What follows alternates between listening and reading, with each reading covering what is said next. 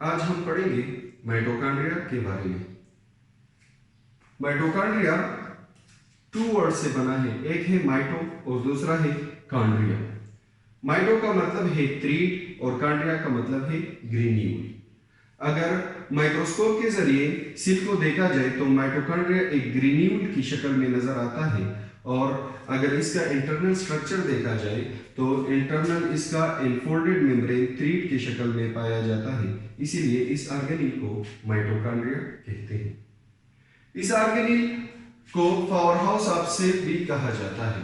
Power house of cell क्यों इसे कहा जाता है? क्योंकि ये डबल मेम्ब्रेन ऑर्गेनील सेलुलर रेस्पिरेशन के दौरान सेल के लिए एनर्जी प्रिपेयर करता है, इसलिए इसे पावर हाउस ऑफ सेल भी कहते हैं।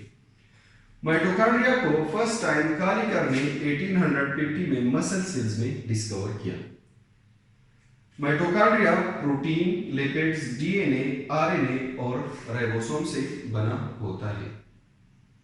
डीएनए, आरएनए और राइबोसोम की वजह से माइटोकॉन्ड्रिया को सेल्फ रिप्लिकेटिंग ऑर्गेनील भी कहते हैं, क्योंकि इसे न्यूक्लियस का सहारा नहीं लेना पड़ता और ये अपने जैसे कॉपीज खुद बना सकता है।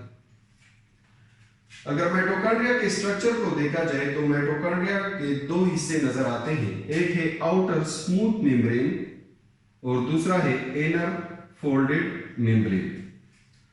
इनर फोल्डेड मेम्ब्रेन के फोल्ड्स को क्रिस्टी कहते हैं। ये जो फोल्ड आपको नजर आ रहे हैं ये क्रिस्टी कहलाते हैं। इसके अलावा इसमें जेली लाइक फ्लूइड भी होता है, इसे मैट्रिक्स कहा जाता है। और मैट्रिक्स में डीएनए, आरएनए और राइबोसोम्स वगैरह पाए जाते हैं।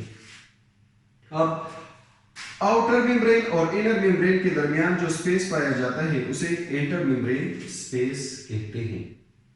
आते हैं माइटोकॉन्ड्रिया के फंक्शन के बारे में। जैसे हमने पहले पढ़ा कि सेलुलर रेस्पिरेशन के दौरान माइटोकॉन्ड्रिया सेल के लिए एनर्जी प्रिपेयर करता है, तो इसलिए इसे पावर हाउस ऑफ सेल कहते हैं।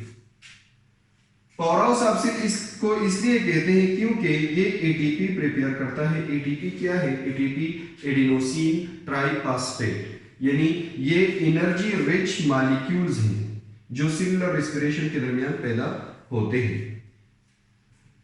सेलुलर रेस्पिरेशन में फूड ब्रोकन होकर एटीपी बनाता है और ये एटीपी एनर्जी रिच मॉलिक्यूल्स है, हमारे सेल को एनर्जी प्रोवाइड करता है।